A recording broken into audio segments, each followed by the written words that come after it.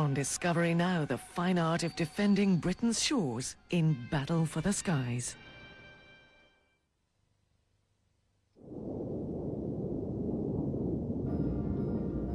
A Nimrod is on patrol, keeping the vast coastal waters of the British Isles under surveillance in order to keep the sea lanes open. For up to 12 hours at a time, this huge aircraft can cruise at 500 miles per hour, using its search water radar system to pinpoint any potential hostile activity. It is the eyes and ears of the Royal Air Force.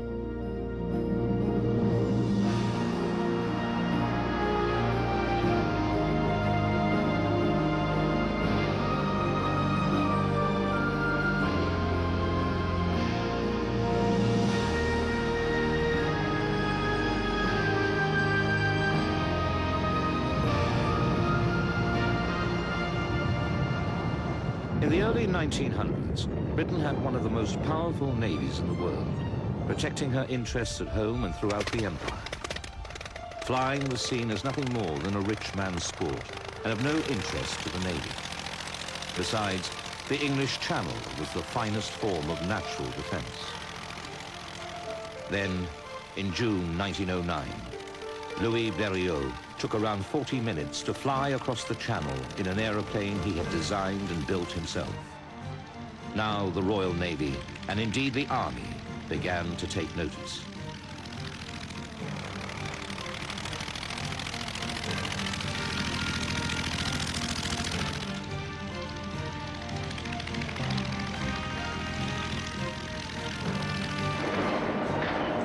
Naval concerns were to be increased by the development of the submarine.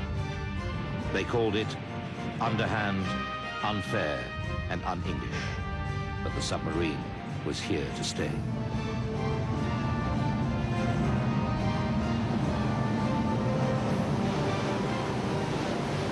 Then it was realized that it was easier to spot a submarine from the air than from sea level. Soon, a number of naval officers were learning to fly.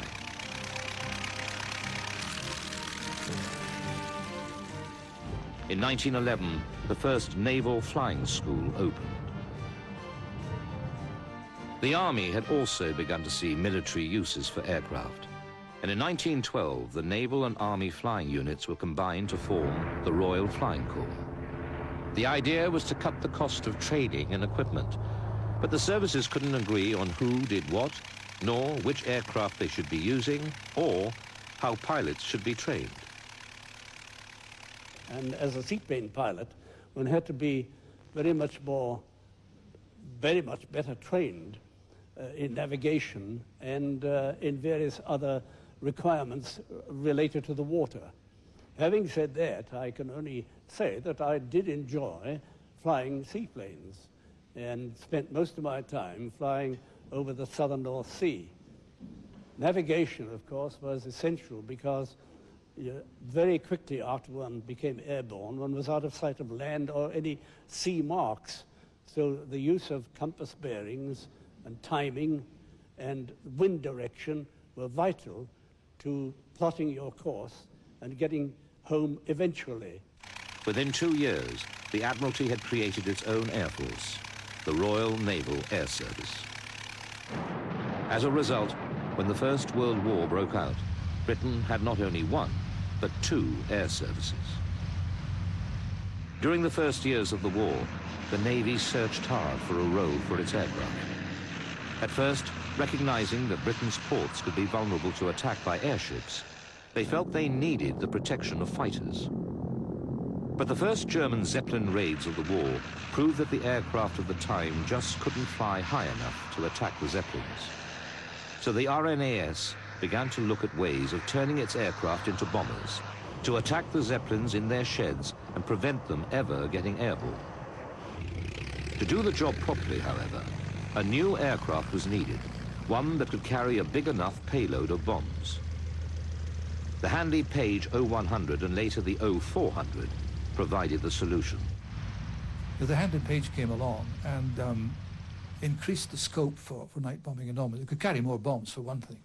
Needed more crew, needed a crew of 4 as a minimum, but it was a big, stable aeroplane, and as there wasn't very much effective defense, people got away with it by flying Handley Pages. But many people wondered whether bombing targets well inside Germany was really practical, or, considering the likely civilian casualties that would result, desirable. 2 years later, in 1917, Germany resumed her bombing campaign against London, this time using her own long-range bombers. And the moral doubts about bombing were swept aside in a tidal wave of public outcry. Within months, the two services were merged into one independent force. And on April the 1st, 1918, the Royal Air Force was born.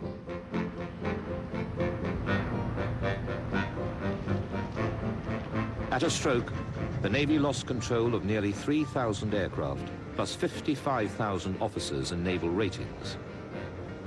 They were left with only their shipborne aircraft, and even these were to go to the RAF 2 years later.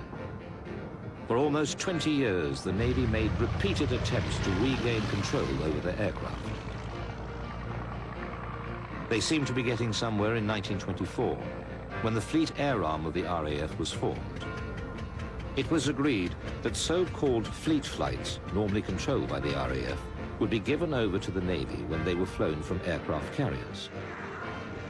Apart from this, maritime aviation suffered from government underfunding, always losing out to the bombers. There were, of course, some new maritime aircraft. Manufacturers, who had developed a relationship with the Navy during the war, continued to build for the RAF, although in much smaller numbers. The Supermarine Southampton virtually saved the concept of the flying boat from extinction after a number of expensive failures. You get out on the wing and put a starting handle into a cog as you did ancient motor cars and turn it round to start up the engines, then climb back aboard again, and open cockpits too in the Southampton. Yeah, fine, solid aeroplane. Its day-to-day role was reconnaissance of Britain's coastline, but it was most famous for its long-distance flights. In 1927, 4 Southamptons went on a flag-waving 27,000-mile trip around the Mediterranean and the Far East.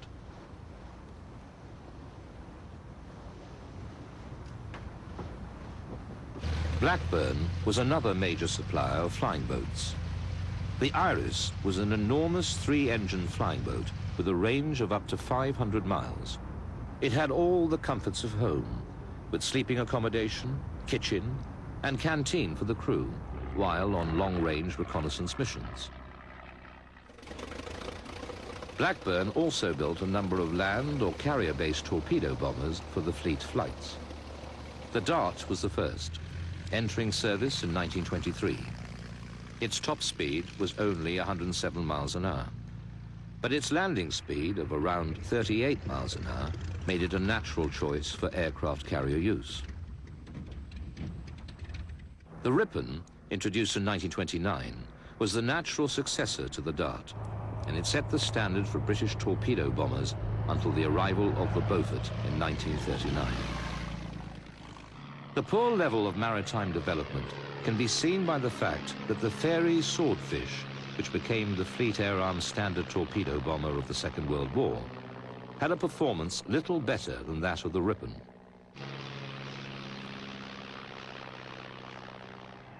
In 1934, Winston Churchill warned of the growing power of Hitler's Germany, and finally defense expenditure began to increase.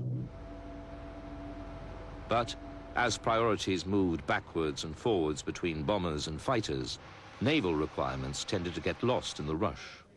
In 1936, as part of a wholesale restructuring of RAF organization, the old coastal area was renamed Coastal Command. Only one area saw any expansion, and that was the Fleet Air Arm. The rest of the command had to struggle on with its obsolete biplanes. Indeed, the last biplane flying boat, the Supermarine Stranraer, didn't come into service until the following year. I was very fond of the Stranraer, actually. Really good aeroplane, very, very solid, And I took the squadron out for cruises. We used to do what we called a med cruise. We used to go out to land at Lisbon, which is a bit hairy, as a matter of fact, because the Tagus seems to run very fast, and the buoys we had to tie up to were large metal ones, not the rather nice rubber ones which we've been used to. And if you had made a mistake on approaching your metal buoy, you could either take your float off or take a wing off or do a lot of damage. In 1937, the Royal Navy had one final go at taking over the fleet air arm. This time, they won. RAF Coastal Command was left with only the land-based squadrons and a few flying boats at their disposal. The theory behind the virtual starvation of Coastal Command's development was that German surface ships seen as the principal threat could be dealt with by the Navy. Therefore, Coastal Command's aircraft would be used purely for reconnaissance. By 1939, it would become clear that most of Coastal Command's aircraft were unfit for the tasks ahead, and that their offensive weapons were totally unsuitable for attack. Some new aircraft and weapons were on the way. The majestic Sunderland, developed from an Imperial Airways C-class flying boat, added a strong long-range anti-submarine capability. And in 1939, the Lockheed Hudson was bought from America to bolster the command's offensive capability. Even so, Coastal Command entered the war woefully short of aircraft. At the outbreak of war, Coastal Command had only 19 squadrons. Some were receiving newer Sunderlands and Hudsons, but most were equipped with aging Avro Ansons, soon to be taken out of frontline duties. There's an old lady which waddled along and could take you from A to B, but other than that, I don't think it served any useful purpose once the war had started. Anything which can only carry a 100-pound AS bomb wouldn't do any harm really to a submarine, which is his main target, I suppose. And when it came to dropping it on any land base, it was just putting pilots at risk unnecessary. It's too slow, too fragile, in fact quite useless. Coastal Command had to be reinforced with aircraft from other commands. Bomber Command supplied Wellingtons fitted with huge magnetic rings to explode German mines laid in the approaches to ports. They also supplied Handley Page Hamden light bombers in the early months of the war.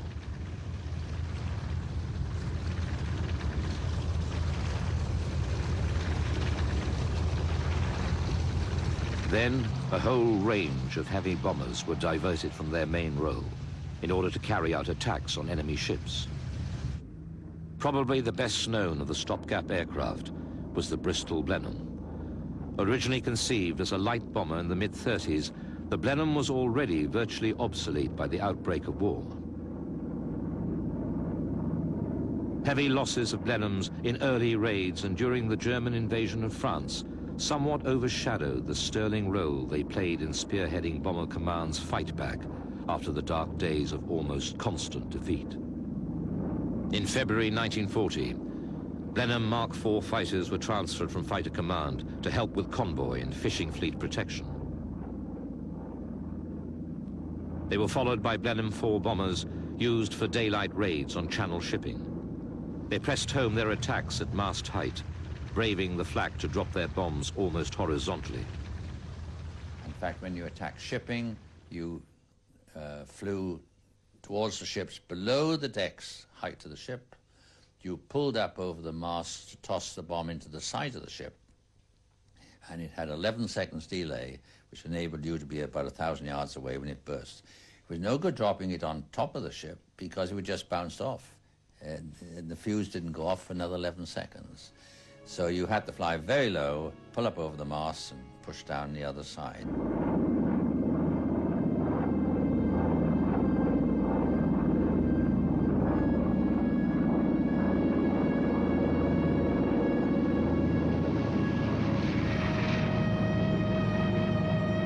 The bravery of the Blenheim crews cannot be underrated. They never faltered in their duty, however difficult the target. But unescorted as they usually were, they often fell prey to marauding German fighters.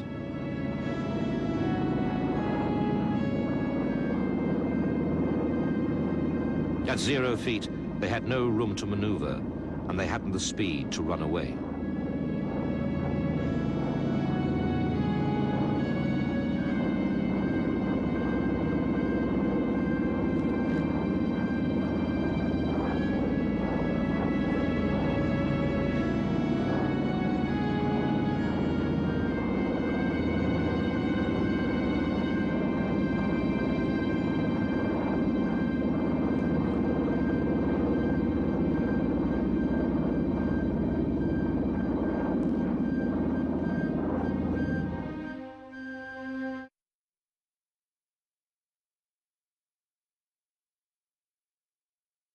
Always relied heavily on the sea lanes to bring supplies from all over the world.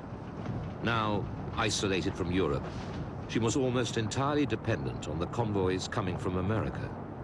If these routes weren't kept open, the Second World War would inevitably be lost. It became obvious when the Battle of the Atlantic started that we, quite apart from the bomber campaign that hadn't really got off the ground at this stage, we would possibly lose the war because we would be asphyxiated. Our supplies would be interdicted. We would not get the supplies necessary to sustain life.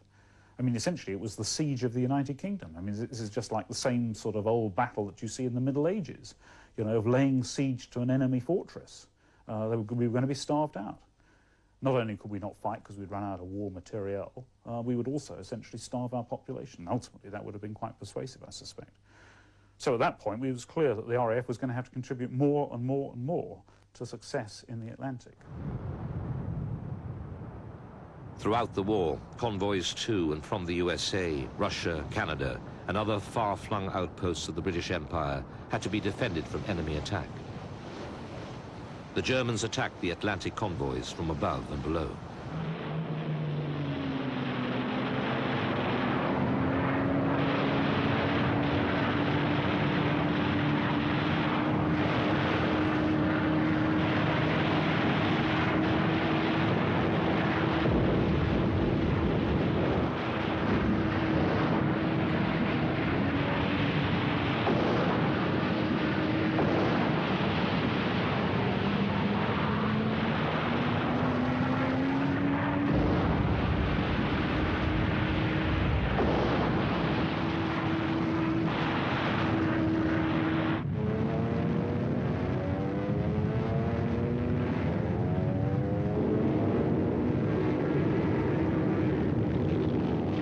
Coastal Command, working closely with the Navy, was at the center of the struggle. When we were on convoys doing, you had a creeping line ahead of the convoy where you went out about 5 miles and you turned 45 degrees starboard at right angles to the track you were heading originally over the convoy, and then back to the convoy, and you did that all day. Now and again you do talking about the single aircraft, and normally a single aircraft on convoy in those days. Aircraft were pretty scarce, and we'd occasionally do a circuit round the convoy, and then back onto this pattern again. And occasionally you go down the rear of the convoy and go a few miles behind, because the submarines used to chase these things all day and then attack them at night. From the very first days of the war, German U-boats and surface raiders prowled the Atlantic, sinking merchant ships and strangling Britain's lifeline to the outside world. In the first 3 weeks alone, almost 150,000 tons of shipping was sunk. Yet Coastal Command had no effective weapon to counter the problem.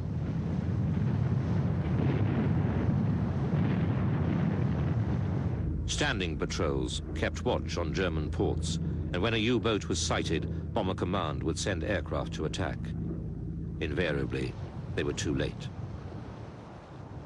The problem grew more acute after June 1940, when the German capture of French Channel ports gave them a much shorter route into the South Atlantic. The Sunderland was the one aircraft with the range to patrol more than 500 miles from shore. It could carry 2,000 pounds of bombs and it bristled with so many machine guns that the Germans called it the Flying Porcupine. But there were never enough Sunderlands to cover the vast expanse of the Atlantic. In March 41, the Sunderlands were joined by an American-built flying boat, the Consolidated Catalina. The Catalina had earned a reputation in the US Navy for rugged reliability and impressive endurance. Together, the Sunderlands and Catalinas patrolled a wide area from the frozen North Atlantic areas around Iceland to the warmer climates of the West African coast. However, the expanse of the Atlantic Ocean meant that there was a gap beyond the range of Coastal Command aircraft. It became a rich hunting ground for U-boats. An even more powerful aircraft was needed to bridge the gap. The Liberator was the perfect solution. Another aircraft from the Consolidated Corporation, built as a heavy bomber, the Liberator entered service in June 1941 and immediately revolutionized Britain's defensive patrols. Flying mainly from bases in Northern Ireland, Liberators could range 2,000 miles from British shores, massively extending convoy protection. Coastal Command was playing a vital and decisive part in the Battle of the Atlantic. But life for the aircrew could be very tedious. Patrols lasted for many hours, often flying over heavy seas and bad weather, and a lone U-boat was a difficult target to spot. Despite the tedium of mile after mile of empty water, they struggled to keep alert, and when a U-boat was spotted, they had to act fast before it submerged. They were difficult things to find. You can imagine, in a rough sea in particular, and mostly the Atlantic was the surf was broken one way or another. When you spotted them, they're well ahead of you. Well, not ahead of you, but they were normally you spot them ahead, of course. And they'd obviously seen you, and they were on the way down. By the time you got to the spot, they'd gone.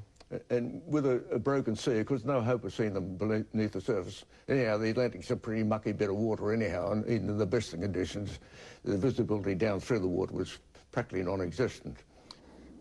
The one I spotted him, and I got to him before he had gone down, and I didn't know where he was. I dropped my stick of 450-pound naval depth charge on where I thought it was, and hung around for a bit, and nothing happened. And went on with my patrol.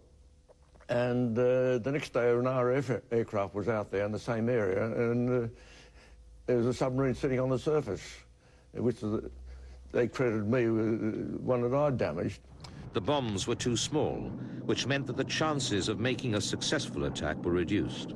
In the first 2 years of the war, 245 attacks brought about only one confirmed U-boat destroyed, one surrendered, and 12 damaged. It was not until 1943 that specialist radar and better bombs reached the squadrons in sufficient quantities to improve their hit rate. All this time, however, the crews had to be on the lookout for enemy aircraft on long-range patrols. Glassy, calm day, no wind, of course, and I was flying eastwards on this search. We're looking for submarines, of course. So anyhow, I was flying along, and one of the crew members spotted this thing behind us, the West airplane, and the visibility was good, and it turned towards us. It was quite a long way away. It must have been 20, 30 miles away. And the technique in those days was going to be attacked was to get down on the water as low as possible, so the enemy aircraft couldn't get underneath you, and also the fighters diving at you, they just as like to forget their height and go straight in, which happened quite a few times. I was hurtling along the water because I put on quite a bit of power, which didn't get me anywhere because all the built-in headwinds of a Sunderland, a lot of power didn't mean a lot of difference, really. And this aircraft attacked, stood out of our range because it had cannon. We had 303s, which were useless, really, unless you got the airplanes close in. And the bullets were hitting the starboard main plane, and the surplus ones were coming over the top and hitting the water alongside me when the water was boiling with these cannon shells hitting. I felt a little bit uncomfortable, really, you know, because we didn't have any armour plate or anything like that. So I whacked the power off the Sunderland and almost stood in its tracks. And what happened down behind, because the navigator was giving a rough description of what was going on as well as advising the guns, we held our fire, apparently, until he was a wingspan away from us. And he came right in. He couldn't stop himself.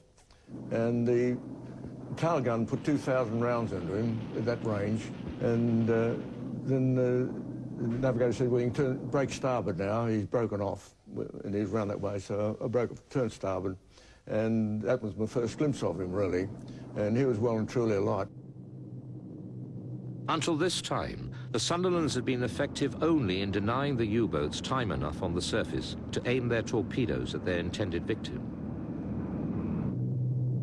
Now, better equipped, they actually began to sink the U-boats.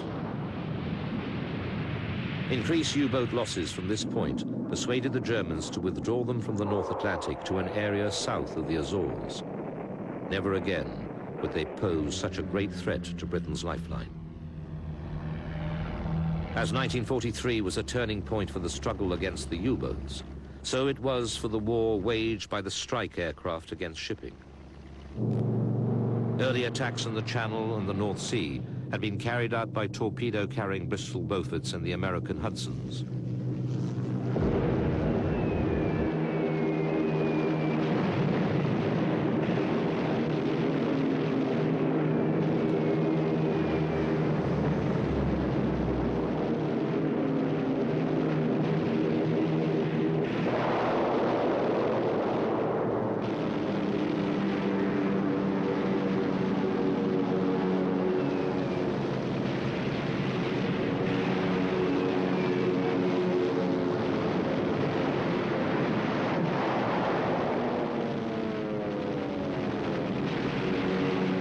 Both aircraft had had some success.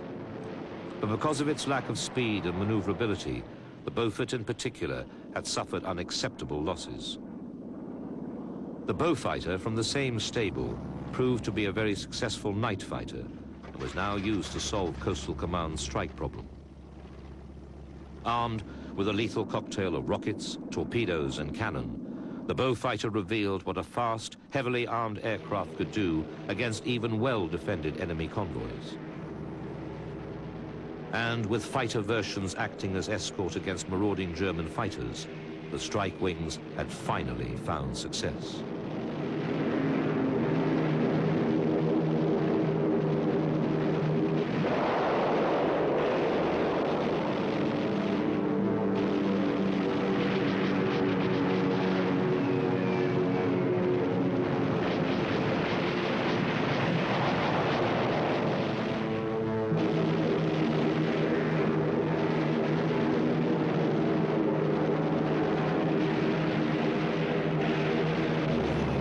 The arrival of Mosquitoes in the strike wings was more good news.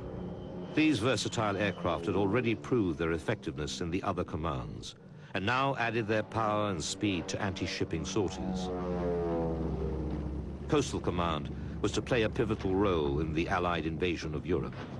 By the summer of 1944, the command had grown to 71 squadrons, ready to protect the massive invasion fleet gathered in the ports all over the south of England. D-Day was imminent. After the Normandy landings, U-boats tried to get in among the fleet, but were generally weeded out by the big patrol aircraft. In July alone, Beaufighters made 500 separate attacks, sinking 22 German ships, 10 of them in a single convoy. The German Navy was virtually imprisoned in their ports. The invasion had deprived the few remaining U-boats of their French ports, and the Coastal Command strike wings held sway over all surface shipping. Throughout the war, probably the single biggest problem for the RAF was the loss of experienced aircrew. Flying from bases on lakes all around the British Isles, Coastal Command made every effort to save those shot down over the sea.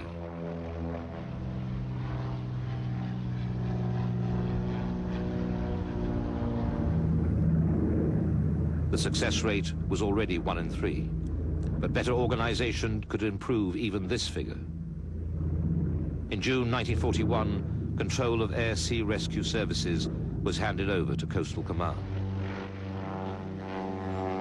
It is hard to imagine the pilots' fears, shot down, possibly wounded, and floating far from shore.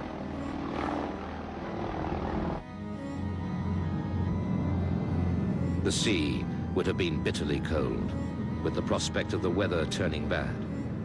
Imagine his relief when from over the horizon came the aircraft that would save his life.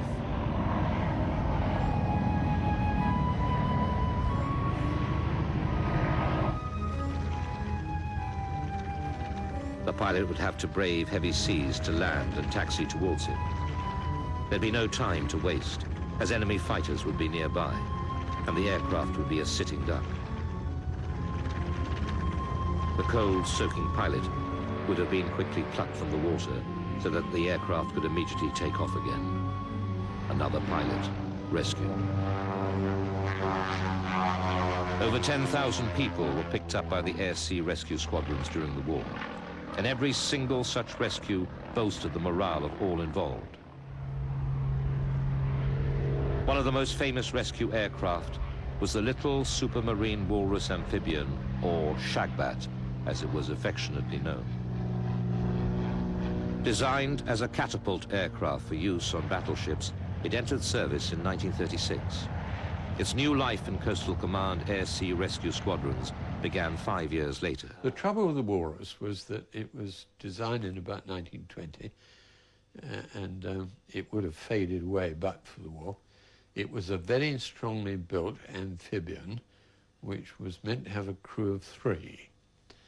And when you even flew with a crew of 2 and landed and picked up 8 Americans, because they were always the heaviest, they were big chaps, clad in lots of clothing which was soaking wet. And by the time they got onto the aeroplane, you had to shut the windows, stop the sea coming in, because you literally only had 18 inches above the surface before you came to the window. And with all these 10 people on board, I remember trying to take off once like that, and I got as far full throttle for about 10 minutes, and I was doing 4 knots. And eventually we taxied all night and were picked up by a boat, by a motor gunboat who transferred all the Americans on. And then I couldn't take off because I was so full of water. So we taxied on into England with some fuel brought over. Very wet, very cold, not dangerous, but we had lots of fun. Later, the Walrus was replaced by the Sea Otter, a longer-range version, the last biplane ever to see service with the RAF. Air-sea rescues continued after the war. The remaining flying boats and amphibians continued to work together with marine launches until the first air-sea rescue helicopters arrived in the mid-50s. The ability of the helicopters to hover literally added a new dimension to rescue activities. And despite their principal service role, the all-yellow Westland Whirlwinds and Wessex became a familiar sight, rescuing civilians from the sea, cliff faces, and from other inaccessible places. I think there is a belief in any form of warfare that you want to have a safety net, that you are prepared to commit yourself and fight to the utmost if you feel that somebody will come and pick you up if you are wounded or if you are downed in your aircraft. And I think that's an important psychological tool, a psychological reinforcement of your own position. So before you go into war, you think, yes, I will be picked up. And it's important that people do realise that that is there. The post-war period brought new challenges for Coastal Command. And in line with the rest of the RAF, substantial cuts reduced the force to a shadow of its former self. The long-range liberators that had done such a sterling job over the Atlantic were returned to America under the terms of the Lend-Lease Agreement. So too went the Catalinas, leaving a glaring gap in anti-submarine capabilities. With no new replacements in the offing, the Sunderland was expected to soldier on for the foreseeable future. The only new arrivals were a number of converted Lancasters, which at least had the operating radius to help with reconnaissance duties.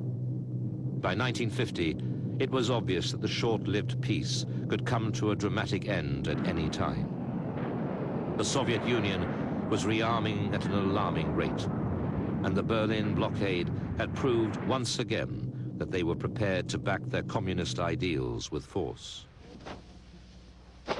Known Soviet expansion plans included the building of a substantial surface and submarine fleet. For this reason, therefore, the role of RAF Coastal Command was at the top of the defense agenda. During the setting up of NATO, it was agreed that Britain's responsibilities would include the provision of more forces in the Eastern Atlantic. This inevitably meant more aircraft, and arrangements were made to bring in a number of Lockheed Neptune medium-range maritime reconnaissance aircraft from the United States. What the Neptune lacked in performance was made up for with strong search and attack radar systems. It proved to be a worthy stopgap aircraft until new British designs were available.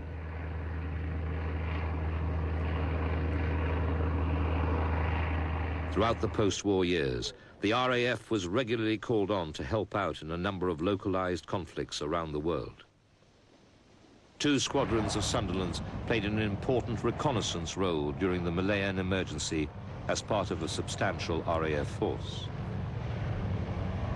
Communist guerrillas, originally armed by the British during the war, were now supported by a large community of Chinese sympathizers in their struggle for independence. The emergency lasted until 1960, tying up scarce RAF resources that would have been welcome in the defense of Europe. The proof that the RAF was stretched to the limit was their minor role in the Korean War. The same squadrons of Sunderlands now became Britain's only contribution to the conflict, giving support to the United Nations forces. They flew more than 1,000 missions, amassing thousands of flying hours while helping to blockade North Korean ports. But by the 1950s, the age of the flying boat was finally over. There has never been a better example of classic design and adaptability in the RAF than the Sunderland. Throughout its 20 years of service, it had performed magnificently on every task it was given, and they were many and varied. During the war, liberators had proved that long-range land planes could be as effective as flying boats at maritime patrol. On these grounds, the obvious replacement for the Sunderland was the Avro Shackleton. When the Shackleton entered service in 1951, it had been in development for some years. Now, new navigation and radar equipment had to be tested, and then there was a long period of retraining for the crews. But the aircraft passed all the tests with flying colors, except one.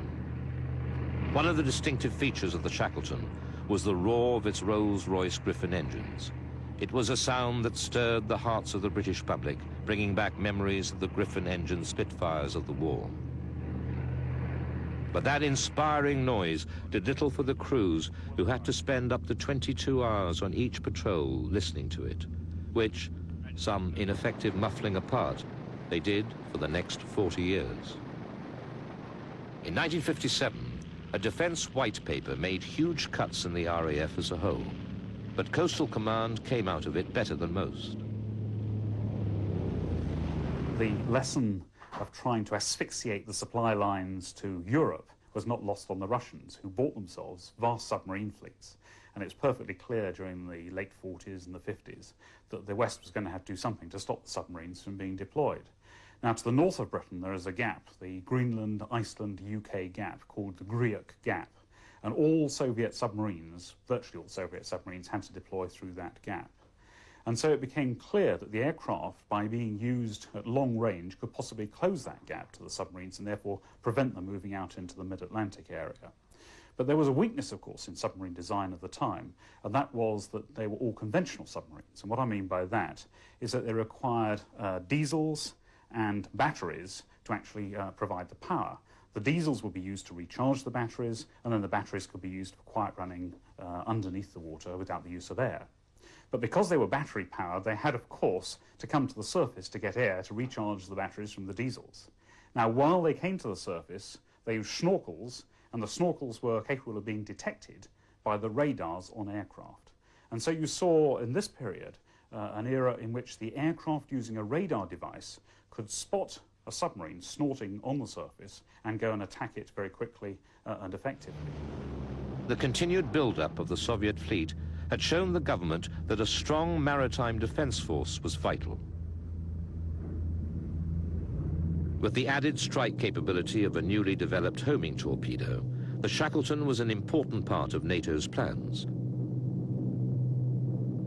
Nevertheless, the demise of the Sunderland and the planned phasing out of the Neptune would leave the Shackleton as the only fixed-wing aircraft in the command. There were just 10 squadrons of Shackletons to take on all the maritime responsibilities. They patrolled the Atlantic. They took part in combined exercises with the Navy and the US Air Force. And 3 of the 10 squadrons were permanently tied up in the Mediterranean to counter the growing Soviet presence. One squadron even took on a bombing role, dropping over 300 tons of bombs on Oman in 1958. This diversity of roles continued throughout the 1960s until the Shackleton had well outlasted its intended life. By 1969, each of these old piston-engined aircraft had flown thousands of hours, and it was time to replace them with a more modern jet aircraft. The old command had also outlived its usefulness, being merged into Strike Command in 1969. It was replaced with the newly designated 18 Group. It seemed that everything was going to change under the new system, but the Shackleton wasn't going to be killed off that easily. In the early 1970s, the RAF was a tight-knit, slimmed-down force. Flexibility of response was the order of the day. But there was one glaring gap in the RAF's arsenal. They had no airborne early warning aircraft to locate incoming intruders. The 1957 cuts had foreseen the demise of the aircraft carrier as a weapon of war. The carrier fleet was disbanded, and their Fairey Gannet airborne early warning aircraft went with them. The planned early warning Nimrod had not yet taken off from the drawing board. In the interim, the RAF turned again to the good old Shackleton.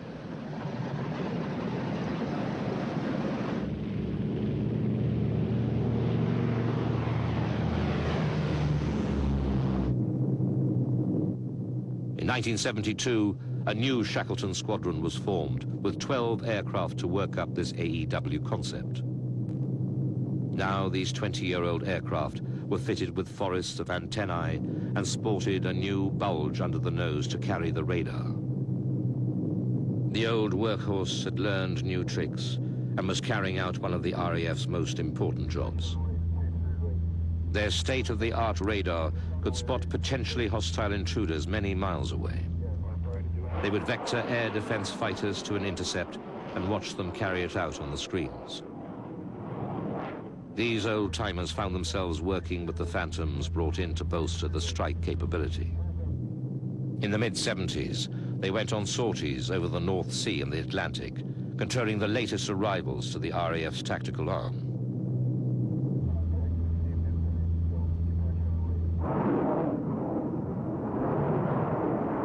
The Shackleton had returned from extinction to be at the forefront of operations. After 5 years, what was intended to be a temporary arrangement until the Nimrod AEW was ready was still going strong. In 1986, it was decided not to use Nimrods in this role at all. Instead, an American aircraft, the Boeing Century E-3D, was ordered. Finally, the Shackletons were scrapped. The 12 AEW variants had performed 38 years of service, 18 as maritime patrollers and 20 in their reincarnated role, an aviation record which will probably never be beaten.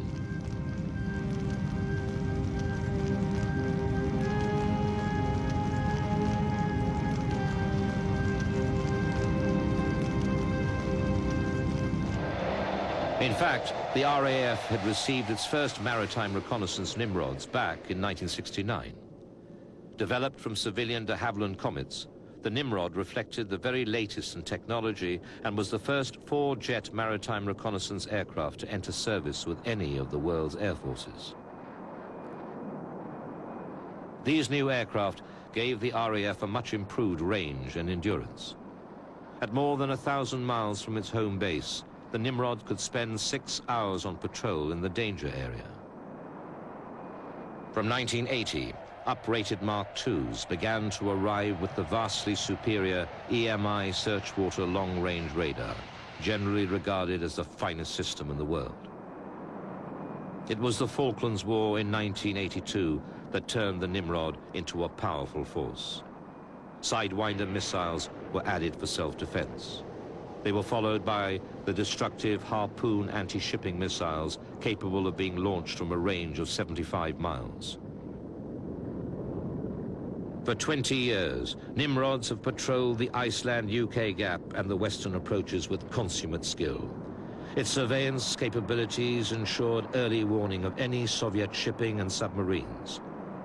Since the Soviet threat has diminished, the Nimrods are still employed in watching Britain's national waters, defending the fishing fleets and the oil fields. I think the Nimrod has proved itself over the last 25 years to be a very capable airframe, and that whereas the fast jet aircraft have been required to keep abreast of technology in the airframe side as well as the equipment side, the platform that we require is basically a strong, steady, reliable platform. Nimrod has shown itself to be that, and with improvements of technology with the navigation equipment, acoustic and radar equipment, we can actually fit the new equipment into the older airframe without incurring the horrendous development costs of a completely new airframe. The threat, if you like, is still there. They still operate their submarines, and until the day they don't, then we must maintain our own defence against that type of submarine and catch up or maintain the same level of technology that they are producing.